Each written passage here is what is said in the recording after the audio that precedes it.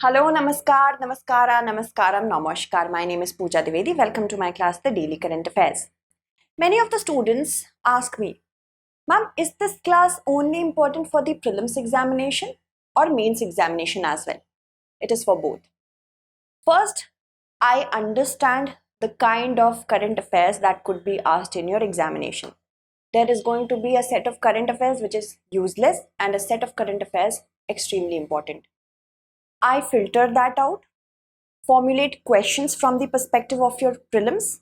After that, knowledge that has been given is for not only the prelims but also the mains examination. Whatever conceptual clarity that you may gather in this class will be applied to your mains examination as well. Just 30 minutes a day you have to devote. That is it. And do not at all worry about notes, because I provide the notes on my Telegram channel that is by the name of Pooja Dwivedi UPSC. Keep in mind that we have a less time as compared to the earlier months. That is why we have to be very strict and disciplined with ourselves when it comes to these classes. These classes are going to be extremely significant for your upcoming examination. Also, if you have any queries regarding this examination, you can definitely talk to me on my Instagram as well. So these are the various events that we have to cover today. When it comes to the first event, I asked a question regarding it. The practice question. Many of you have answered it correctly. Let's first talk about the question. On which of the following days the world received its first view of Earth taken by a spacecraft from the vicinity of the moon? And these are the options that have been given. Coincidentally, yesterday was also the day on which India became the fourth ever country to soft land on the moon. With this, we have also become the first ever country to soft land on the South Pole, or the dark side or the far side of the moon. And Lunar Orbiter 1, which was the first ever object or a spacecraft to orbit around the moon, had sent us a photograph of the Earth from the vicinity of the moon.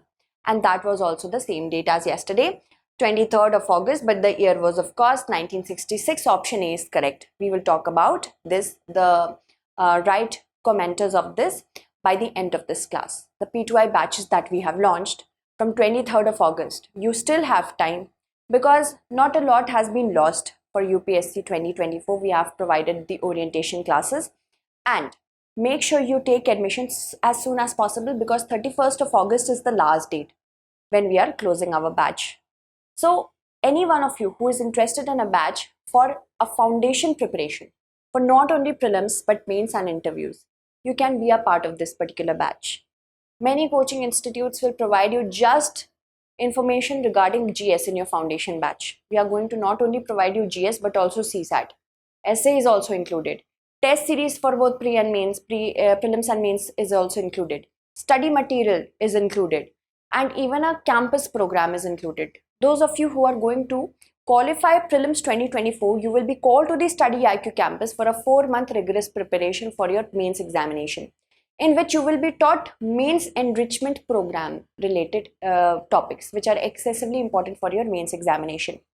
Other than this, you will also be provided interviews. At least 2 mocks have been promised. Many of you may also find this journey very arduous. So we are also going to provide you psychology upliftment sessions whenever you need it. A customized study plan will also be provided. All this is provided just for 70,000. But if you use the code PDLive, you will get it at 29,999. Batches are available in complete English, incomplete Hindi, or a hybrid batch English. PDLive is also available for other courses, so please do use this code. Also, these batches will be evening. That means live classes will start from 6 p.m. onwards. Make sure you take admission as quick as possible. Moving on. Let's talk about the next question. I have already talked a lot about the first question, so let's move on. With respect to the moon, consider the following statements. A new moon. First of all, you have to imagine what a new moon is. Occurs when the far side of the moon has full sunlight and the side facing us is having its night. We all know that because the moon is tidally locked with the earth. From the earth's perspective, we can see only one side of the moon. And the side of the moon that we cannot see is the far side or the dark side of the moon. It does receive sunlight. That is why Chandrayaan has gone there. Because it has solar panels, then only it can work, right? So for one lunar day, for 14 days of Earth, it will continuously receive sunlight in such a manner that it can go on with its work. And that is why the far side of the moon is very important from the perspective of your examination. Long ago, the moon had active volcanoes, but now they are all dormant. The first definitive discovery of water was made in 2008 by the Indian mission Chandrayaan-1. So how many of the statements given above is or are correct? To answer the first statement, we have to take the help of one particular video. And with the help of this particular video, you will be able to understand that the different regions of the moon, they receive sunlight at different times, and that is why they keep on changing their phases. As the Earth is revolving around the sun, the moon is also revolving. We are also rotating. With this synchronous orbit, with this synchronous locking, we can see only one side of the moon, and that is why the other side is known as dark side. So the lunar day begins with the dark side or the far side receiving the sunlight, but this side will be visible to us, as in this side doesn't receive sunlight, this side does. So it will be a new moon because at night we cannot see the sunlit part. And when it rotates around 45 degree, then from the night side we will be able to see that this part of the moon is receiving little sunlight. This is known as waxing crescent. A little part of the moon is receiving sunlight which is visible, then waxing crescent. When it is rotated 90 degree, then the right side of the moon will receive sunlight. This is first quarter, and the moon will appear like this. Right side is lit from the perspective of the Earth. Of course, they are not in straight line. The tilt is there. Then when it further rotates 135 degree, you can see that a little more part is visible because more part is getting sunlight. And this phase of the moon is known as waxing gibbous. Okay, waxing gibbous. As you can see, more region of the moon is visible to us. After that, it also again moves and rotates 180 degrees. Then this is full moon because most of the region is now receiving sunlight. It is completely visible. So this becomes a full moon. After that, it rotates 270 degree. Now the left part from the Earth's perspective will start receiving sunlight. This is waning gibbous. And waning gibbous looks like this. Most of that region is visible to us. Further, it rotates 270 degrees. And then what happens again? The left side from the Earth's perspective will be visible and the left side will become last quarter. This is the last quarter. Alright. And finally, it moves forward. And when it moves forward to 315 degrees, a very small part is visible, which is waning crescent. Waning crescent is again like this. In waxing crescent, this side was visible, waning that side, not fully. And then finally we have new moon. When this side of the moon is receiving sunlight, but remaining part is not. Alright. So I hope you understood how we move with respect to the moon, how it orbits and rotates. Then a new moon occurs when the far side of the moon is sunlit. It is receiving sunlight, but it is not visible from Earth's perspective. And this is definitely correct. Long ago, the moon had active volcanoes, but now it does not. They have remained dormant. It is said that the moon is 1000 times calmer than the Earth. And we have ILSA as well as a payload on the lander so that it can measure the seismicity around the landing site. Then only we can talk about further lunar explorations. Now the first definitive discovery of water was made. Definitive as in we were able to ensure that the hydroxyl ions that were there is because of the presence of water. So it was made by the Indian mission Chandrayaan-1. That is definitely correct. It said that I will talk about it later. 1 and 2 and 3. First is correct, second is correct, third is also correct. All three will be the correct answer. Now, as we know that we have landed on the moon, India is on the moon now, and the payload, the Pragyan rover has come out, and this is the picture. It has come out from the lander. This picture is showing us how it comes out. And now it is working. It is conducting in situ experiments with two payloads. It has two payloads to understand what chemicals are present on the lunar surface and what elements are present in lunar soil and rocks. The moon is actually rotating at the same rate as it revolves around the sun. That is why one region is hidden, completely hidden. I have already told you all this with the help of the video, so let's move forward. But if we talk about the structure of the moon, the structure is just like the earth, but there are certain differences. It has core, mantle and crust. Three layers are there: core, mantle and crust. And you can see how it is when you see it like this.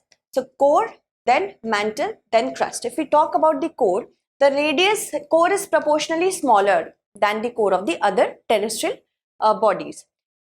Solid, it is iron rich and it is just 240 kilometers in radius. Then around that we have a iron shell, liquid iron shell. So inner core, like the earth, is solid. Then we have liquid outer core.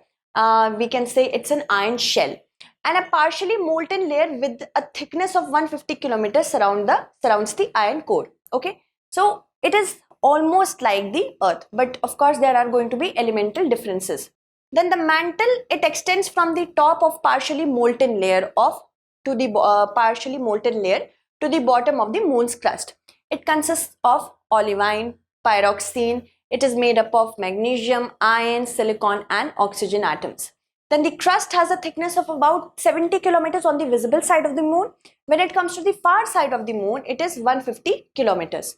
It consists of oxygen, silicon, magnesium, iron, calcium and aluminium. Why am I telling you all this? Because our Pragyan is conducting experiments over there.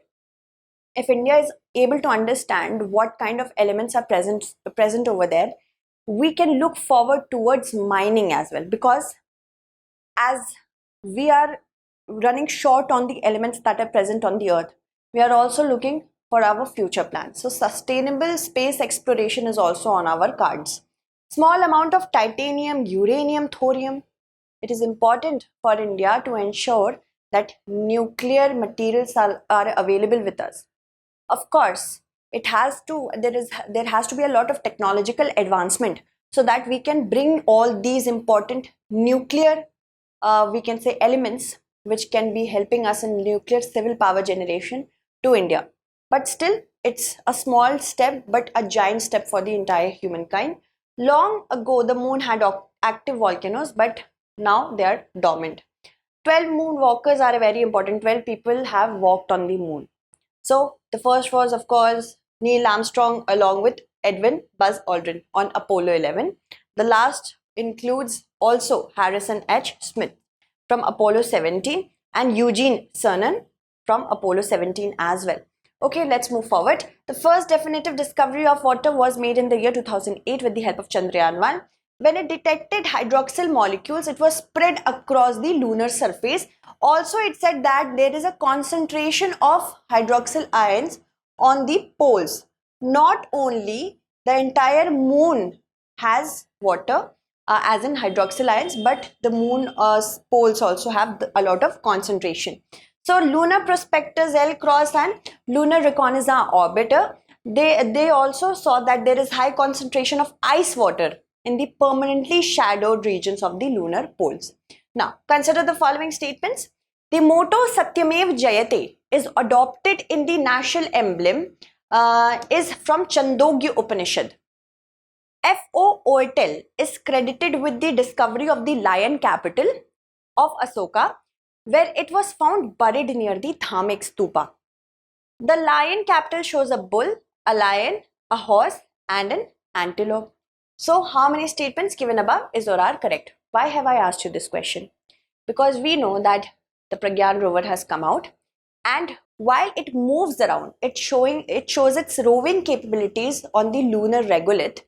It will also leave emblem, the Indian emblem and the tag of ISRO. That is why it is important for us to know. Just imagine, did King Ashok ever think that? Of course he wouldn't have.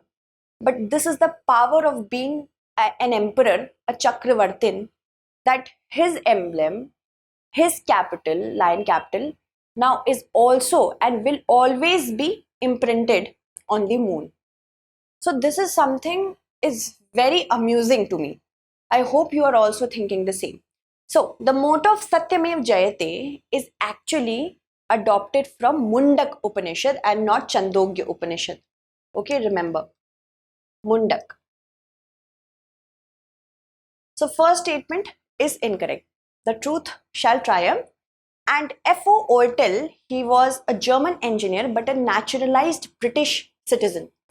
He is actually credited with discovering the lion capital of Ashoka when it was found buried near the Dhamek Stupa. So first is incorrect, second is definitely correct.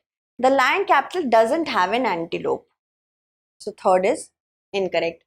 First is correct, first is incorrect, second is correct, third is incorrect. Only one is correct, right? One only will be the correct answer. I have already told you the reason.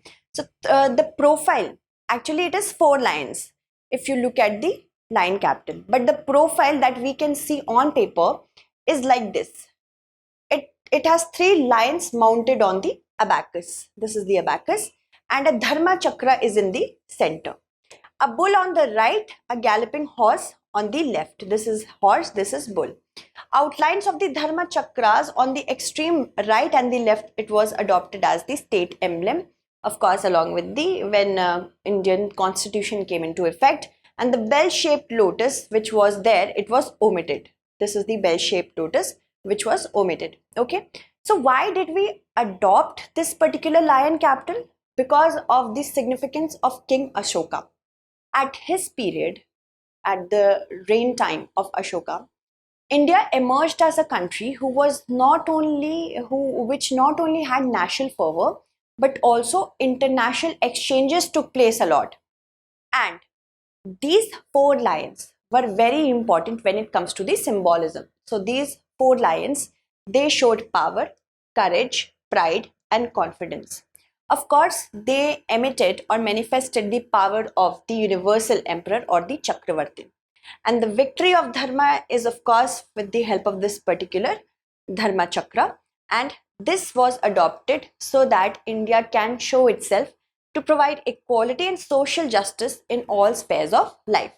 And I have said that the truth shall triumph. It doesn't mean that, it means truth alone triumphs. Okay, truth alone triumphs. So keep this in mind. What I said was should be omitted. Devanagari script below the profile of the lion capital is a part of the state emblem. Okay, it is written in Devanagari script, of course. Then the design of India's national emblem is adopted from this. And who has discovered it? It was discovered by German-born engineer Frederick Oscar Oetel, who was a naturalized British citizen. In 1904-1905, an archaeological site was sighted, and here only he could discover this emblem. Okay. With respect to the Astra Missile, which of the statement is not correct? It is to have a range of up to 100 kilometers. Now UPSC will confuse you by putting certain words here and there, just to check you if you were mindful or not. Because when you will become a district magistrate or an IPS officer or a revenue officer or whatever you want to become with the help of UPSC, what they will try to see? Are you capable enough of understanding policies, and are you making mindful choices or not? When you are mentioning orders, are you aware of certain words or not? So UPSC is going to check that. It is to have a range of up to 100 kilometers. It is a beyond visual range missile. It is an air-to-air missile, and it is indigenously developed by DRDO. Astra Missile is indigenously developed with the help of DRDO. This is very true. Along with, of course, with the help of the DRDO laboratories. And it's an air-to-air missile. That means with the help of aircrafts, it can be launched from air to air. That means it can destroy fighter aircrafts. It is a beyond visual range missile. Doesn't come in the general line of sight. Okay, so B is also correct. So what about this? Here I have played with a word. It is to have a range of over, not up to. So UPSC is going to do that. For sure it is going to do that, just to test you, just to confuse you, just to make you nervous. So option A will be not correct. Let's move forward. Light Combat Aircraft Tejas has successfully fired the Astra Indigenous Beyond Visual Range BVR. Also, it could be asked in your preliminary examination what does BVR stand for? So it's Beyond Visual Range Air-to-Air Missile of the coast of Goa at an altitude of about 20,000 feet. So just remember the altitude as well. Astra is a state-of-the-art BVR air-to-air missile. It engages and destroys highly maneuvering supersonic aerial targets. With the help of Defense Research and Development Laboratory Research Center Imarat and other laboratories of DRDO, it was developed, and the range is believed to have a range of over 100 kilometers. This is what I was talking about. All right. So BVR, we mentioned it over here, right? BVR here. This is the general line of sight. Okay, general line of sight. When it operates even beyond the general line of sight, it becomes beyond visual range. Moving on. With respect to BRICS, consider the following statements. BRICS partners operate on the basis of the UN Charter. From the very beginning, BRICS has remained concentrated upon only the economic issues. Russia hosted the first BRICS summit in 2009 at Yekaterinburg. Why is it written BRIC? Because South Africa joined only in the year 2010. Okay, so all these three, let's see how many of the statements given above is or are not correct. BRICS, BRIC, BRIC is an acronym that was propounded in the year 2001 by Jim O'Neill. And Jim O'Neill back then said that there are going to be certain important economies that will weigh very heavily by 2050, in which he said that it will be Brazil, Russia, India and China. And he said that because of the low labor cost, demographic dividend, natural elements that are present which have not been explored, all these are contributing in nature to these emerging economies. He also said that they will also surpass the G7 countries. So this was made, we can say this idea was brought into the existence with the help of Jim O'Neill, who was a British economist from Goldman Sachs. And yes, he was correct. This idea was institutionalized with the help of Vladimir Putin. He played a huge role when it comes to giving birth to BRICS. Earlier, it was only Brazil, Russia, India and China. Later on, when South Africa joined, more heft and weight was given to this idea. But Jim O'Neill never said that it will become a trade bloc of its own. It's not a trade bloc, right?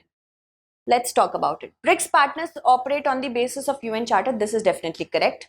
From the very beginning, BRICS did not only remain focused on economic issues but conflict issues as well. So first is correct, second is not correct. Russia hosted the first summit at Yekaterinburg. This is definitely correct in 2009. First, correct. Second, incorrect. Third, correct. How many are not correct? One only will be the correct answer. Prime Minister Modi has said that we welcome the expansion of BRICS. And I am going to cover today the expansion of BRICS. Do see it. It's very important from the perspective of your examination on StudyIQ IAS English. He also made 5 suggestions after he said that if we are expanding, we should also expand our area of operation. He said that a BRICS space exploration consortium should be developed, and every country of BRICS, when it will add more countries, it will become BRICS Plus or a new acronym will be there. We do not know as of yet, but every country of BRICS should help each and every country move forward towards space exploration, and rightly so. We were denied technology from many important countries who were spacefaring nations. But when we have shown that we can have our own technology demonstration in the form of soft landing, now these countries will come to India and ask for technology help. This is how we are calling it. It is the time of India. It is the era of India. Then portal like Diksha should be there to remove language barrier. Diksha, which was launched in 2017, is for students, teachers and parents, in which it is accessible. This portal, the materials on it is accessible in 18 languages along with English. Okay, so we have to understand that when language barrier gets removed, we are able to communicate at a better scale. So that is why this. Setting up a tool amongst BRICS members for better skill mapping, because these countries have a lot of demography, but we have to also explore ways in which we can upskill our demography so that these people can get employment and hence economic upliftment. We know that these 5 countries are home to the big cats, and India, with the help of South Africa, could relocate cheetahs. Although right now the Project Cheetah is not faring very well, but it was taken into consideration that Project Cheetah might be successful with 50% population, even if the cheetahs survive in a rate of 50%. So these countries should work on conserving biodiversity as well and work in the field of traditional medicines. In Gandhinagar, when WHO opened its first ever center for traditional medicine, India has been rightly so the country to call for these important initiatives. Moving on, BRICS, I have already told you: Brazil, Russia, India, China, South Africa. South Africa is the current chair of BRICS. Of course, it is happening in Johannesburg, we know that. Then Jim O'Neill predicted that these 4 countries, he talked about BRIC, not South Africa back then. So when he said that these certain countries are going to be very hefty when it comes to the economics, you see, Goldman Sachs said recently that China and India will be one of the top 3 economies by the year 2075. It may become the second largest economy just after China by the year 2075. It will surpass the USA. So he was right in certain matters. On September 2006, first ever BRICS ministerial meeting was held. Russia hosted the first BRICS summit on June 16, 2009 at Yekaterinburg. Back after that, in 2010, South Africa joined.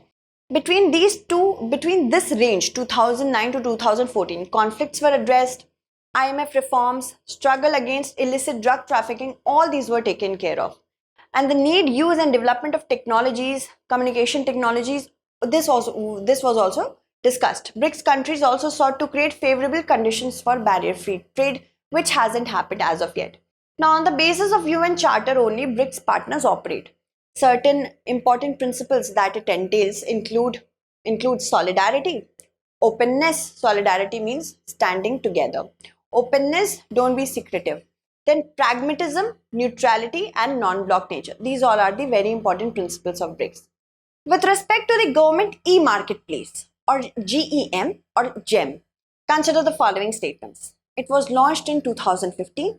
The procurement of goods and services by ministries and central public sector enterprise is mandatory. The key word here is mandatory. It's not voluntary but mandatory for goods and services available on GEM. Which of the statements given above is or are correct, right? It was launched in the year 2016, not 15. And the procurement is mandatory for ministries and for both goods and services by ministries and CPSEs. Okay. So first is incorrect, second is correct, 2 only will be the correct answer. GEM has crossed rupees 1 lakh crore in GMV, gross merchandise value. And this is one of our feat that we have achieved. So it's a one-stop national public procurement portal, not only for goods but also services. It is required by various state and central government, central and state governments, department, organization, PSUs, and the procurement should be mandatory. This is what a step is in the right direction. The nodal Ministry of Commerce, and the nodal ministry of this is with the Ministry of Commerce, and it was launched in the year 2016. In the spring of 1932, she learned that Stanley Jackson would attend the convocation ceremony at Calcutta University. Explaining her motivations in her memoir, she states quite simply that it would be a great occasion to register protest against the empire. So the above statement is related to Bina Das, Preeti Lata, Kalpana Datta or Nanibala Devi. The correct answer to this question, if you have read modern history, if you have read it properly, you can answer this very well. The correct answer will be Bina Das. When she learned that the governor of Bengal, Stanley Jackson, is coming at the convocation, she was very, she was a very fierce child. At just the age of 21, she made sure that she is registering her protest against the empire by firing shots directly at the governor of Bengal. Of course, he survived, but she was imprisoned, and that was a very rigorous imprisonment. She also took part in 1942 in the Quit India movement. After that, again, she was, imprisoned. So today is the birth anniversary of Bina Das. Option A will be the correct answer. She was an Indian revolutionary and nationalist from West Bengal. and her parents were so open that from the very beginning, it was very uncommon in the 1900s. So from the very beginning, they gave their daughter the freedom to study, to, pursue her own choices. And it was something of a marvel that Bina Das became too. So Das was a member of the Chhatri Sangha, which was a semi-revolutionary organization for women in Kolkata. On 6 February 1932, she attempted to assassinate Bengal governor Stanley Jackson in the Convocation Hall in the University of Calcutta. The revolver was supplied by another freedom fighter who was Kamla Das Gupta. She fired 5 shots but failed and was sentenced to 9 years of rigorous imprisonment. In 1939, early 1939, she was released and she joined the Congress Party. In 1942, she participated in the QIM, and later on from 1942 to 1945, she was again imprisoned. From 1946 to 47, she was a member of the Bengal Provincial Legislative Assembly, and from 1947 to 1951, she was a part of the West Bengal Legislative Assembly. Another very important iconic freedom fighter was Shivaram Hari Rajguru. Today is his birth anniversary as well. He got very fascinated by the revolutionary ideas of Bal Gangadhar Tilak ji, and he joined the Hindustan Socialist Republic Army.